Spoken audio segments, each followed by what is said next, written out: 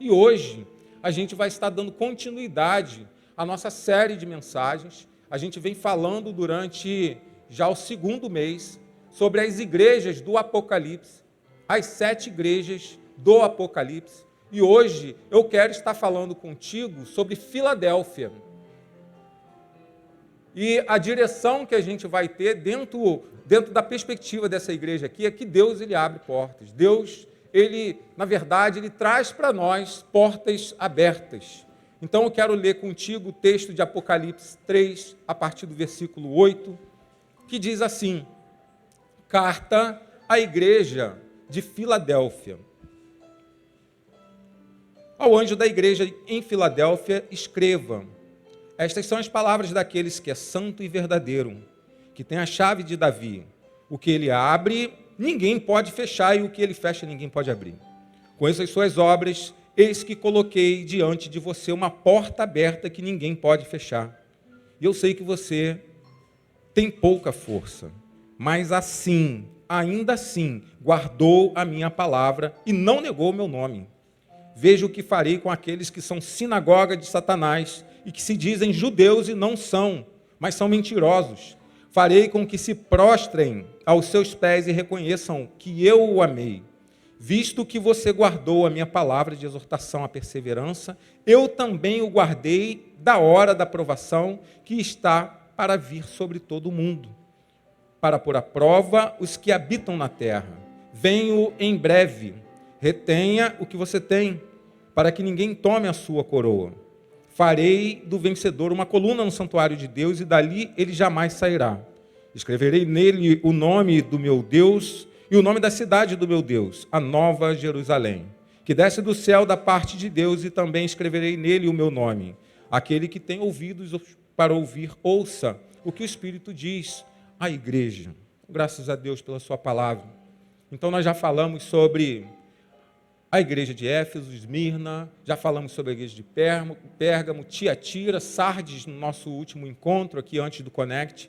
E hoje a gente vai estar refletindo um pouco sobre essa 6ª carta revelada a João, dirigida à igreja de Filadélfia. Então, João aqui, como a gente vem dizendo, ele estava exilado numa ilha, considerada uma ilha penal lá em Patmos. Isso você pode conferir em Apocalipse 1, versículo 11. E Filadélfia, ou a igreja de Filadélfia, ela leva o nome da cidade, que na verdade é Filadelfos, que quer dizer amor fraterno, ou amor pelo irmão, amor de irmandade.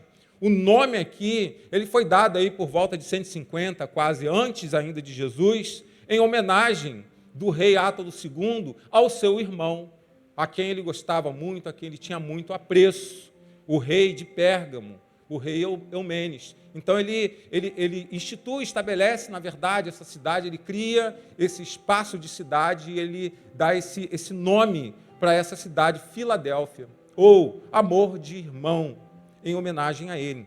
A cidade é uma cidade localizada estrategicamente, tem um mapazinho ali, junto a uma rodovia. Então Filadélfia é uma cidade ali que já está descendo, depois a gente tem Laodiceia. A gente vê que as cartas que João escreve, ela faz um percurso que talvez ela segue um itinerário de vias ou de rodovias que facilitam o trajeto e a distribuição dessas cartas para essas igrejas. É lógico que existiam outras igrejas ali, mas por algum motivo João escolheu esse trajeto e esses destinatários. Mas essas cartas aí são cartas dirigidas a igrejas para necessidades especiais, e essas necessidades, elas abrangem quase que todas as necessidades de todas as igrejas. E quando eu falo todas as igrejas, que abrange todas as necessidades, talvez da sua vida. E essa igreja aqui, ela vai estar nos trazendo também essa noção. Então ela está localizada estrategicamente junto a uma rodovia que ela ligava o Oriente da Ásia ao Ocidente, que é a Europa. Então, é uma localização estratégica. E alguns diziam, e até alguns comentaristas dizem a respeito, que essa cidade já tinha a fama de ser uma cidade de portas abertas para o mundo, justamente pela facilidade de trajetos. Porque por essas vias, a indústria, o comércio, o idioma, a cultura grega, o próprio cristianismo, ele ia crescendo, ele era difundido da Grécia para a Macedônia, para a Europa, para países da Ásia Menor. E a revelação de Jesus, aqui ela acaba sendo muito proposital. Porque Jesus, lá em Apocalipse 3,8, ele fala: eis que coloquei diante de você uma porta aberta. Porta aberta que ninguém pode fechar. Então, o que Jesus está dizendo aos filadélfios aqui? Olha, eu estou abrindo uma porta, se a cidade ela tem essa fama de ser uma cidade que tem portas abertas para o mundo, eu estou abrindo agora diante de vocês uma porta diferente, uma porta especial, uma porta particular, uma porta que, na verdade, ela vai mudar o curso de toda a história. Uma porta aberta que, quando você passa ou você escolhe entrar por ela, a tua história também, ela pode ser completamente mudada, transformada. E a mensagem de Jesus para os crentes dessa comunidade chega num momento muito especial. E a palavra que eu me refiro aqui como sendo um momento muito especial é o momento de fraqueza. A gente vai ver no texto aqui que a igreja passa por um momento de fraqueza. E isso tem muito a ver com a nossa história, com a nossa vida. Não só de igreja, mas de pessoas. E talvez hoje da sua vida. Porque tem hora que a fraqueza vem. Tem hora que nós nos abatemos. Tem hora que nós nos entristecemos. Tem hora que dentro da igreja dá vontade da gente parar a caminhada. Dá vontade da gente escolher outras ideologias diferentes da mensagem da cruz e de Jesus Cristo, porque por algum motivo você desanima, você se aborrece. A igreja às vezes atrapalha tudo que Jesus quis fazer, mas ainda assim Jesus ele acredita na igreja, e é através dela, dessa agência criada por Jesus, que nós recebemos a palavra, a mensagem da salvação. Mas historicamente, lá na sua semente, na primeira igreja instituída entre Jesus e os seus discípulos, a fraqueza já estava ali. A fraqueza do próprio Cristo, que falou: poxa, Pai, o corpo ele é muito fraco, o espírito está preparado para aquilo que eu vou passar. Fraqueza humana. A fraqueza daqueles que falaram que caminhariam com ele em qualquer circunstância. Então a traição, a negação, fraqueza dos seus discípulos, dos apóstolos, dos pilares da igreja. Tem hora que a fraqueza vem. Eu fico imaginando aqui a situação de João lá no primeiro século da era cristã. Então ele está lá pelo final já quase, dos anos 100 ali. Já é um senhor de idade ali. Ele está exilado numa ilha, provavelmente fruto de uma condenação penal do Império Romano. Já está envelhecido, sem vigor físico, longe da sua família, dos seus parentes. Ele era um palestino. Olha onde ele está. Ele está numa ilha grega, no meio do mar, solitária, abandonada, e ele fazendo parte desse abandono e solidão. E se esse homem aqui, que lá em Apocalipse 1 diz que é o servo de Jesus, se ele for o apóstolo de Jesus, se ele for o João, o filho do trovão, filho de Zebedeu, irmão de Tiago, ele teve, durante a trajetória dele com os discípulos, com a mensagem de Jesus, ele perdeu o seu irmão, o irmão mais novo. Então isso era algo que deveria estar no coração dele, algo que entristecia. Ele viu todos os discípulos, ou teve notícia de que todos os discípulos foram martirizados, inclusive o seu mestre Jesus, a quem ele decidiu um dia seguir. Então, possivelmente, muito embora caminhando na mensagem de Jesus Cristo, existia tristeza no coração dele. Eu caminho com Jesus Cristo, vai fazer 50 anos, mas tem tristeza no meu coração. Se eu abrir o livro da minha história, em determinadas páginas eu vou chorar, eu vou ter saudade. Eu vou falar: poxa, como que eu queria estar naquele tempo de novo? Porque foram tempos de alegria, mas também tempos de perdas, tempos de choro, tempos de fraqueza, mesmo estando muito próximo de Deus, porque tem hora que a fraqueza vem. Então, possivelmente entristecido e sem muita expectativa, porque ele já estava condenado e velho ali, sem esperança do amanhã. Então, eu fico imaginando nesse ambiente, de repente ele sentado talvez numa pedra e vendo ali a arrebentação do mar batendo, e ele relembrando de tudo o que aconteceu na sua história, e de repente ele recebe uma mensagem, de repente ele tem um encontro, e o encontro dele não foi um encontro comum, o encontro dele foi com aquele mestre que andou com ele na Galileia, Jesus, só que agora o Jesus ressuscitado. E Jesus chega ali e fala: João, o que está fazendo aí, cara?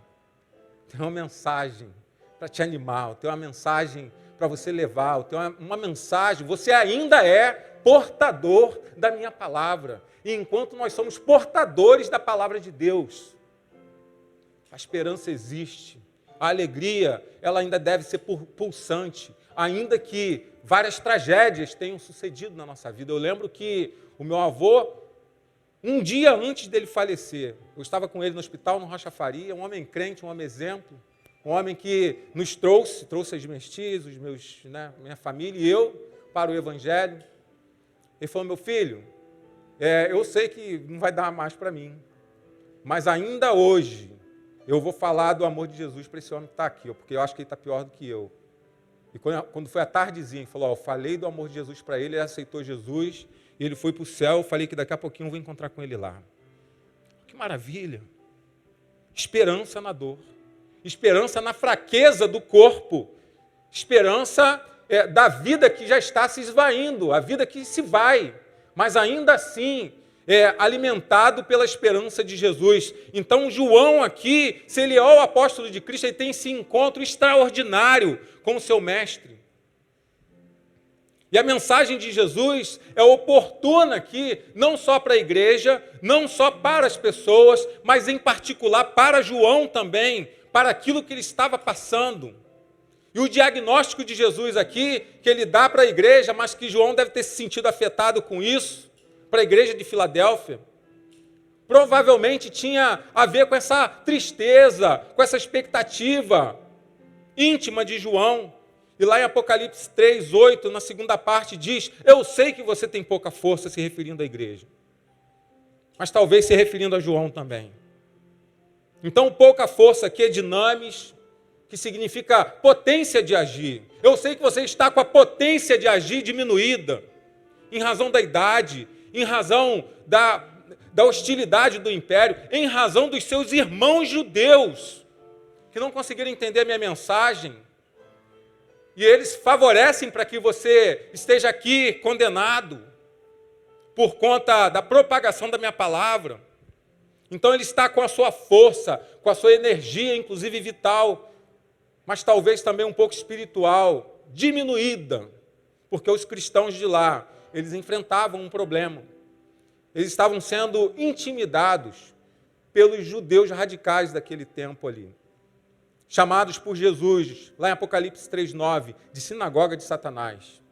Então, olha só, Jesus chama os seus, do seu próprio sangue, de sinagoga de Satanás. Ele repete aqui o que ele fez com a igreja de Esmirna, lá em Apocalipse 2:9.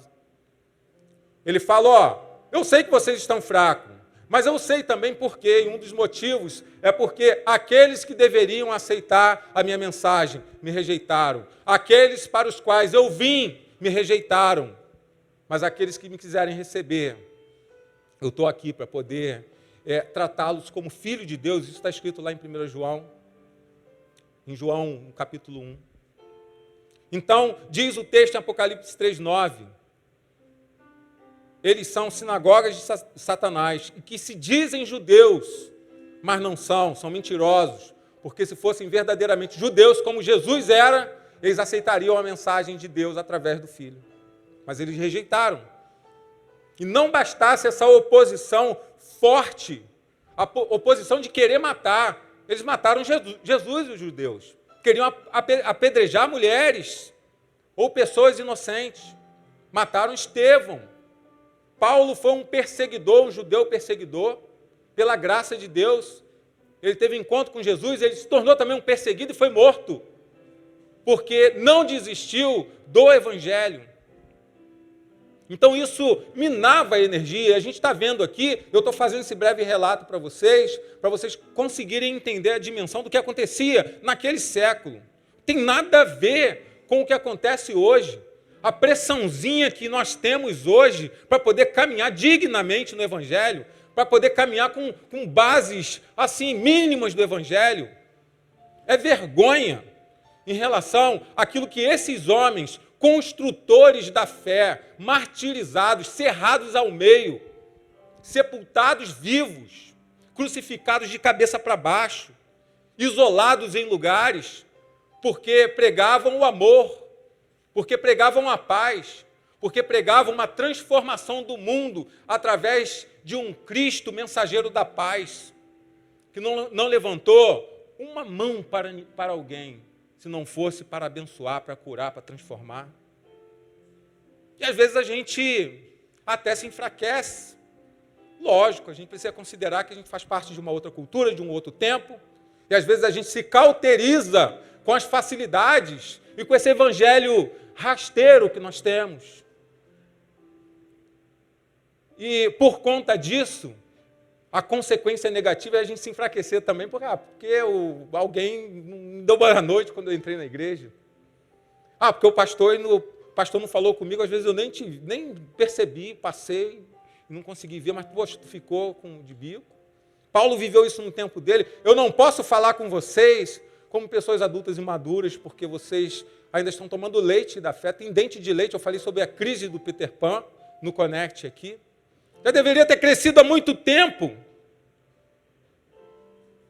20, 30, 40, 50. Eu conheço gente que tem 60 anos de igreja. E eu falo, parece que não aprendeu ainda a mensagem da cruz, que é uma mensagem de simplicidade, é uma mensagem de humildade, é uma mensagem de aceitação, é uma mensagem de altruísmo. É inconcebível para um crente tratar mal uma pessoa. É inconcebível um crente, ele maltratar um ser humano, seja qual for. Mais inconcebível ainda é você ser baba-ovo de gente que tem poder, que tem influência e que você acha que pode te fazer algum bem, e você, em detrimento disso, despreza as pessoas que você acha que é menor que você. É inconcebível, isso não é cristão, isso não é nem moral. Isso é atacado pela nossa lei maior, que é a Constituição. Mas às vezes dentro da igreja a gente vê isso. E às vezes você chega perto para poder falar, é bico, e sai pela porta. E essa igreja não serve para mim, a palavra desse pastor não serve para mim. É a palavra do pastor, é comportamento de Jesus Cristo, que a gente tenta só transmitir. Às vezes eu posso até exagerar, eu posso errar, e Deus tenha misericórdia da minha vida para me corrigir e fazer eu ter a sabedoria de reproduzir aquilo que Cristo é na sua palavra, aquilo que Ele mostra. Então, esses aqui, eles viviam sim coisas que talvez você nunca vai viver em razão da palavra da cruz. Isso minava as energias. Isso enfraquecia os ânimos. Isso diminuía a estima, dava vontade de você, de fato, você negar o Cristo e prestar culto ao imperador. Você correr para o panteão romano, grego, e você adorar os deuses de lá. Pelo menos você se livra dessa perseguição. Os filadelfos, o próprio Cristo diz para João, se sentiam fracos. Tem um pensador da era moderna agora, que ele diz assim, isso é até uma base da ideia dele, ele fala, todo ser é potência e a potencialidade de cada um se desenvolve na relação. Então as relações que você tem com você mesmo, com as pessoas, dentro da tua casa, com a tua família, com o mundo, ela vai se desenvolver conforme você for atingido ou conforme você atingir o outro. Então, aquilo que te atinge negativamente diminui a tua potência. Aquilo que te atinge positivamente aumenta a tua potência. O que acontecia lá? Era perseguição, era insolência, era hostilidade, era morte. Potência diminuída deles. Estavam fracos, a palavra é fraqueza. E aqui, numa tradução, seria baixa potência, para continuar. E se a gente trouxer isso aqui para o nosso particular, E eu creio que muitos aqui, se não todos, em casa, já teve essa experiência. Tem hora que a fúria se levanta. Tem hora que uma fúria se levanta. Do nada. Tu tá benzão. Essa semana, por exemplo, para mim, de repente levantou um vendaval que eu falei, o que está acontecendo, gente? E eu, de repente eu me vi no extremo da irritação. E quando você está irritado com algumas coisas, pequenas coisas que não têm necessidade, acaba te irritando mais também. Vê um pacotão, não é? Pelo olhar de vocês, eu acho que só comigo que acontece isso. Está todo mundo assim olhando, né? E quando isso acontece, isso nos afeta. E, às vezes, quando isso se prorroga, se prolonga, a gente começa a perder força. E se a gente dá aso a isso, se a gente dá ideia para isso, a gente vai, de fato, se diluindo, se enfraquecendo cada vez mais. Porque, principalmente, quando a tentação é dentro de casa, quando a tentação é a mulher, quando a tentação para a mulher é você, quando a tentação é o filho, quando a tentação é a falta de dinheiro, quando a tentação é você ter a alegria de chegar na tua casa, que deveria ser um lugar de repouso, de descanso, lugar de fraternidade, de amor, de amizade, lugar de paz, mas lá é o teu inferno em particular, e tu fala, Deus me livre, eu tenho que voltar para casa, porque tem uma tentação lá, tem um negócio lá que eu sei que me aborrece a cada dia, a cada noite, a cada momento que eu chego, e você vai ficando sem energia, falta de recurso, às vezes para necessidades mínimas, você não tem um básico necessário para poder sobreviver, e às vezes te irrita, fala, caramba, que vontade de desistir, vai para a rua, para tu ver. No feriado, Yasmin estava lá com a gente, tinha gente que fazia assim, graças a Deus que vocês chegaram, que a gente não aguentava mais de fome.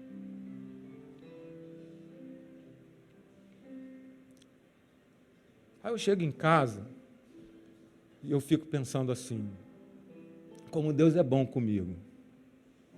Porque eu estou reclamando porque eu queria comer um bife de alcatra, mas eu estou comendo peito de boi com batata.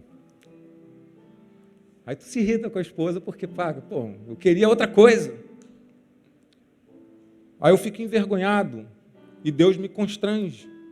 Porque fala, poxa, todo o mal que você acha que te afeta, se liga, que tem gente potencialmente passando coisa pior, necessidade maior do que a sua. Mas é ruim quando a gente tem essa sensação de que tudo está dando errado. Tem um telefone aí que não está mole não, hein? Eu estou falando assim porque eu sei da minha mãe, tá? Aí, né? Toda vez que você tiver que atacar alguém, falar mal de alguém, fala de alguém que faz parte dos seus, né? Ou então fala de você mesmo. Se fosse o outro, não ia falar não, ia ficar aqui na minha. Mas aí fica a dica também, né? Tá bom, mãe. Tá, você pode. Então, preste atenção no que Jesus disse lá em João 16, 33. Neste mundo vocês terão aflições. Então ele fala para os discípulos, ele fala, olha só, se vocês acham que pelo fato de vocês estarem me seguindo, o seu Messias, eu ter poder, eu ser milagroso, vocês vão estar isentos desse mundo, não, vocês vão ter aflições. E a palavra aqui, aflição, quer dizer pressão externa, pressão interna, que vocês vão se sentir confinados. Pressão aqui quer dizer, vocês vão se sentir em determinados momentos como se estivesse encarcerados, no lugar fechado, porque tem hora que a fraqueza vem e ninguém escapa dela. Mas quando ela vier, eu queria que você começasse a prestar mais atenção ainda no que a gente está refletindo aqui. Permaneça em Jesus. Quando a fraqueza vier, permaneça em Jesus. Porque se com ele a fúria se levanta, sem ele, você não vai ter de fato saída. E o diagnóstico de Jesus aqui com relação aos crentes de lá é exatamente nesse sentido, caminha nessa direção. Jesus diz para ele que eles não corriam risco de caírem como os crentes de Tiatira por causa da Jezabel, que adorava outros deuses. Eles não corriam o risco aqui de morrerem como aqueles da igreja de Sardes, que eram crentes cadáveres, que a gente falou aqui no último encontro. Diz o texto lá em Apocalipse 3:8, sei que você tem pouca força, mas você guardou a minha palavra. E você não negou meu nome. Então, olha que maravilha, eu estou fraco, eu estou cansado, eu estou atribulado, o emprego não vem, eu acho que vou chutar o pau da barraca, e eu mando o currículo, e as coisas não acontecem, eu faço o concurso, e eu não passo, mas só que você continua guardando a palavra de Jesus Cristo, guardando a promessa que Jesus fez no teu coração, e tu sabe qual é, e só você sabe qual é. Não foi a profetisa de uma igreja, não foi o pastor Alain que disse.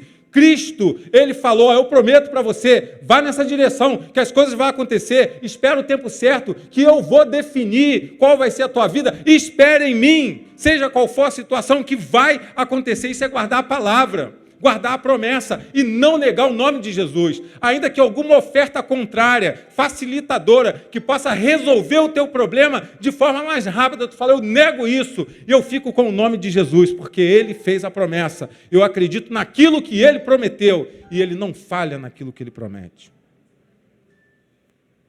Isso é uma maravilha nessa igreja. Essa igreja não tem censura de Jesus.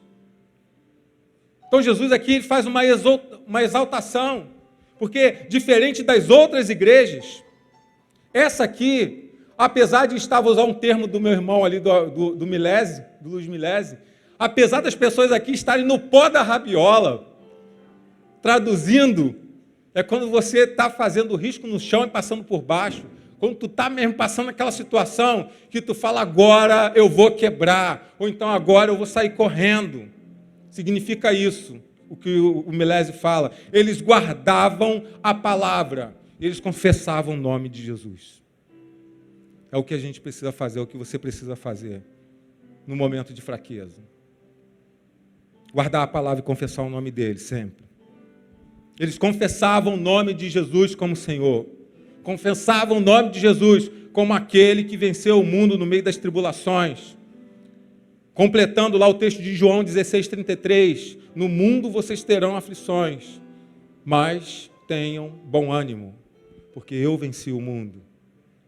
E é esse ensinamento que eu quero passar para vocês, disse Jesus, ou deixou claro para os seus discípulos. Então, aos olhos dos judeus locais ali, dos gentios, as pessoas que não eram convertidas, dos romanos, aqueles crentes ali, eles eram pessoas tão insignificantes, porque se você é fraco, por exemplo, se você chega num lugar e ali o ambiente e a aceitação ela é regida pelo capital, pelo dinheiro, pela ostentação da aparência. Se você chega lá caidinho, se você chega numa bicicleta, mas não é essas bicicletas de 7 conto não, tá com a berlineta, quem tem mais de 40 sabe do que eu estou falando, uma monarquezinha daquela cansadinha. Não é bicicleta de Pablo, não. Bicicleta de Pablo tem até calça rasgada pendurada atrás. Se você chega com a aparência mais caída, ninguém vai te confiar, ninguém vai dar nada por você. Não vão acreditar que você possa ser alguma coisa, e você pode ser diminuído ali por conta da tua presença, uma presença fraca. Então essa igreja aqui era uma igreja tão fraca aos olhos do mundo, do ambiente em que ela estava inserida, que consideravam ela insignificante. Não ameaçava ninguém de nada. Só que Jesus ele faz um elogio, ele enaltece, que significa que vocês conseguem, através da guarda da minha palavra e sustentando o meu nome, se oporem àqueles que estão contra vocês. Vocês perseveram na fé. Então, aos olhos do mundo, são considerados desprezíveis, mas aos olhos de Deus, grandes. Você pode estar sendo considerado hoje uma pessoa fraca, desprezível, que não faz presença em lugar nenhum, que não é aceita em lugar nenhum, que ninguém dá nada por você, mas se você guarda a palavra de Deus, e se você guarda o nome de Deus, e Ele é a primícia dos teus caminhos, você é grande diante dEle. E é isso que deve te bastar. Porque a gente vai ver no decorrer desse texto aqui, que Jesus fala, ó, eles que desprezam, eles vão se prostrar diante de vocês, dando a entender, eles vão ver o meu poder agindo através de vocês, que para eles não presta. Isso tem muito a ver com a vida de uma outra pessoa aqui, que é o apóstolo Paulo, porque a respeito de todas as pressões que ele viveu, e em particular teve um momento que ele disse que ele tinha um espinho na carne, e ele ora 3 vezes para que Deus extraia isso, devia ser algo que incomodava muito ele. E lá no texto de 1 Coríntios 4,13 diz, aliás, lá no texto de 2 Coríntios 12,9, está depois, minha graça é suficiente para você, pois o meu poder se aperfeiçoa na fraqueza. Portanto, eu me gloriarei ainda mais alegremente em minhas fraquezas, para que o poder de Cristo repouse em mim. Então ele sentia essa potência de agir diminuída. Lá em 1 Coríntios 4,13, ele fala, ó, agora nós nos tornamos escória da terra, lixo do mundo, se referindo aos que foram, e a ele, Barnabé e todos aqueles que estavam empreendendo a anunciação da palavra com ele ali. As pessoas olham para a gente, Paulo foi chamado de pessoa desprezível, falou, a palavra dele é boa, a palavra dele é forte, mas a aparência desse homem é desprezível, porque ele não tinha nenhuma pretensão de ostentar nada que não fosse o nome de Jesus, a palavra de Jesus. E quando fala escória, é o lixo. E quando diz lixo aqui tem o mesmo sentido, mas dentro do texto, escória seria o primeiro lixo, e o lixo, aliás, o lixo seria o primeiro, a primeira parte da limpeza, e a escória é o refúgio. Quando você achar que está tudo limpo, você passa o rodo de novo, que vai ter um monte de escória ainda, vai ter algo que ninguém vê, mas que é lixo também. Então Paulo se considerava essa pessoa, o lixo do lixo. Porque por amor a Deus, por amor ao nome de Deus, ele foi desprezado, ele foi tratado brutalmente. E lá no texto de 1 Coríntios 4, os versos seguintes, você vai ver que brutalmente aqui significa esbofeteado, que seria soco na cara. Ele tomou soco na cara por causa de Jesus. Ele foi amaldiçoado, ele foi perseguido. Mas Paulo, ele permanece. Ele diz, a graça de Jesus, ela me basta. É nele que eu espero. É nele que eu vou combater o meu bom combate. E, meus irmãos, ninguém gosta de sofrer. Ninguém quer passar por dificuldade nenhuma. E tem hora que eu concordo contigo, dá vontade de sair correndo, gritando, igual louco pelo mundo, porque você não suporta mais determinadas pressões, mas na sua fraqueza. Jesus te chama, na sua agonia. Permaneça em Cristo Jesus.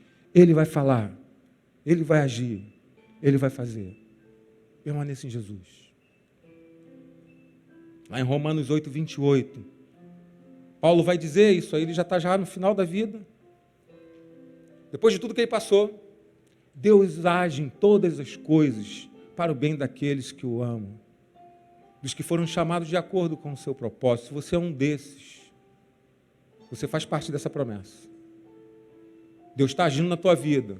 E seja qual for a situação, de força ou de fraqueza, seja qual for a potência, diminuída ou uma potência elevada, Ele quer agir através disso. Ele quer falar contigo através disso. Ele quer te ensinar através disso. Ele quer fazer você sair melhor dessa situação. E por último, na fraqueza, olhe para a porta aberta. Então, em Apocalipse 3, 7, na primeira parte, Jesus ele vai revelar para João, essas são as palavras daquele que é santo e verdadeiro, que tem a chave de Davi. Então ele faz uma referência direta aqui à sua linhagem messiânica. Ele se diz que é Messias, mas a linhagem dele faz parte de uma promessa lá do Antigo Testamento, feito a um rei de grande importância, um rei considerado um homem de coração próximo, igual ao de Deus, um rei que, como rei, é considerado aquele que reinou com perfeição, que administrou com justeza. Muito embora tenha sido um homem também de fracassos, de tristeza, mas ele é visto como referência de rei no Antigo Testamento. As palavras de Jesus aqui, quando diz que ele é santo e verdadeiro e que tem a chave de Davi, ele toma por base um texto de Isaías 22, 22, que concorda com o texto de Apocalipse 3, 7, que diz assim: porei sobre os seus ombros, o texto de Isaías, porei sobre os ombros dele a chave do reino de Davi, e o que ele abrir ninguém conseguiria fechar, e o que ele fechar ninguém conseguiria abrir.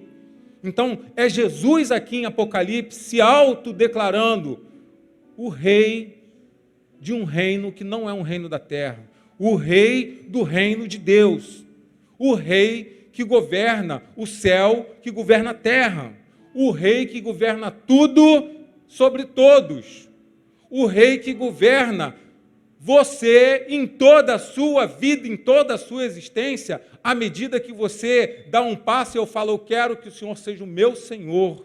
Então ele é o rei que quer governar sobre a sua vida, mas nós temos um problema, nós queremos o reino, nós queremos o rei, mas nós não queremos deixar o rei do reino governar na nossa vida.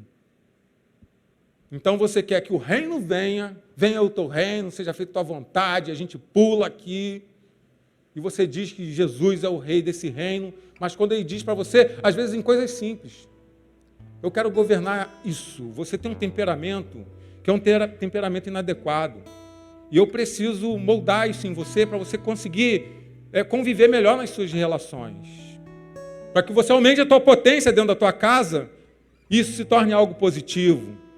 Mas você é orgulhoso. Você não quer se render à voz do rei do reino que você professa e confessa. Às vezes, é muito claro nas suas atitudes, na sua caminhada, no seu comportamento, que você rejeita o crescimento moral, o crescimento como pessoa, o crescimento em educação, o crescimento em generosidade, o crescimento em altruísmo, o crescimento como cristão. Você rejeita, você é um menino eterno, e você é biquinho toda hora, tudo te aborrece, tudo para você é chutar o balde, meter o pé, não quero mais.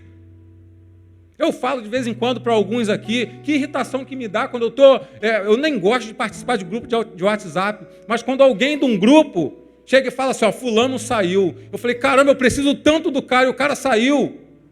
Porque para mim isso é uma agressão tão grande, eu não sei lidar muito bem com esse negócio, mas quando eu vejo ali, fulano saiu, eu falo, por que ele saiu? Isso tudo é uma porcaria, isso não presta mais. Ou ele não tem uma capacidade mínima de lidar com diversidade, de lidar com pessoas, de lidar com problemas mínimos, de lidar com igreja, que é lugar de gente ruim que entra aqui, mas de gente que precisa. E eu creio que todos querem ser transformados. Então não sai. Se você está dentro, fica dentro. Imagine-se na arca de Noé, por causa do fedor do cocô que estava lá, todo mundo pulasse da arca no mar. O que ia acontecer? Era um lugar fedorento, mas ali dentro era um lugar de vida. Lá fora era morte. Jesus te abençoe. E me abençoe também com isso. Fala a Deus, né? Então, Jesus ele se autodeclara o rei do reino aqui. E ele quer governar nesse reino. Esse reino inclui a nossa vida.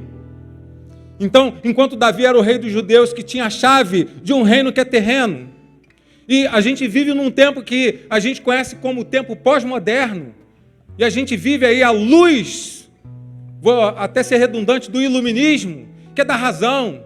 O homem ele quer ser o centro de todas as ideias e decisões nessa era que a gente vive. Então hoje, a gente pode dizer, de certa forma, que o homem ele quer reinar sobre todas as coisas. A vontade humana quer perseverar e ela quer ser a primícia de todas as coisas. Com isso, Cristo vai ficando em segundo, terceiro e vai embora. Vai ficando atrás da fila. Então o rei, ele tem dificuldade de reinar porque você não quer deixar ele reinar. Você quer o bônus do rei, mas você não quer o ônus da cruz que o rei apresenta. E esse Davi aqui, enquanto rei dos judeus, ele tinha uma chave, mas de um reino terreno, de autoridade, mas de um reino limitado.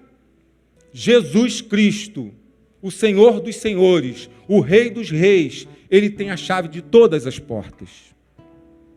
Inclusive, lá em Apocalipse 1,18 diz que ele tem a chave da morte e ele tem a chave do Hades, que é o inferno. Ele tira dia a dia gente de lá. Se você está aqui hoje, é porque um dia que você aceitou caminhar com Jesus, ele te tirou do inferno. Ele abriu as portas do inferno. Ele falou, a chave está na minha mão. E eu te tiro daqui. Você quer sair? Vem comigo. Portas abertas. A mensagem para os enfraquecidos de Filadélfia é muito clara. Apocalipse 3,8. Eis que ponho diante de você uma porta aberta e que ninguém pode fechar. Isso é promessa. Isso está à sua disposição, isso te alcança hoje. Jesus deseja coisa melhor e maior para a tua vida, para a tua casa, para as suas relações pessoais, para as suas relações de você com você mesmo, para as suas relações de você com o mundo. Jesus, ele quer abrir portas para que você possa, de fato, entrar por essa porta e sair da solidão, sair da mesmice, sair da arrogância, sair do teu egoísmo, sair das pretensões, que são pretensões só suas e talvez que o mundo incutiu na tua cabeça dizendo que são coisas certas, mas não são. O mundo tem abrido portas, tem aberto portas que às vezes para a gente parecem excepcionais.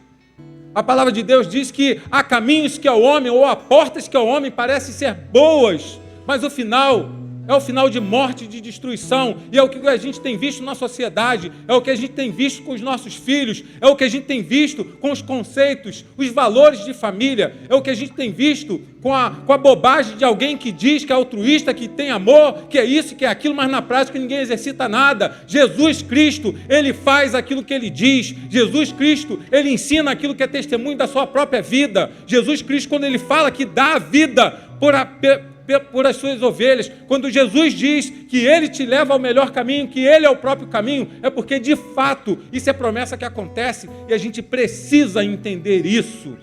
Jesus, ele deseja coisa melhor e maior para você. Não fique só olhando para as dificuldades, para os problemas que você tem passado. Não fique olhando para os obstáculos que às vezes se erguem na sua vida, para as muralhas, para os paredões que parece que são intransponíveis. Não fique parado olhando por aquilo que tenta arrasar o seu mundo. Deus está preparando uma saída. Deus já tem uma saída para o teu problema. E você precisa ser um sujeito ativo, um sujeito proativo, com ele para poder sair. Porque ele te chama, ele abre a porta, mas você escolhe entrar. Então olhe para a porta aberta. Se você está se sentindo fraco, esta é a mensagem. Olhe para a porta aberta. Se você está cercado, procure pela porta aberta. Se você está sendo ameaçado, se você está se sentindo diminuído na caminhada, encontre urgentemente a porta aberta. E a principal, ele já abriu. João 10:9. Eu sou a porta, disse Jesus. Quem entra por mim será salvo. Entrará e sairá e encontrará pastagem. É isso que Deus quer para a tua vida hoje. Deus te abençoe.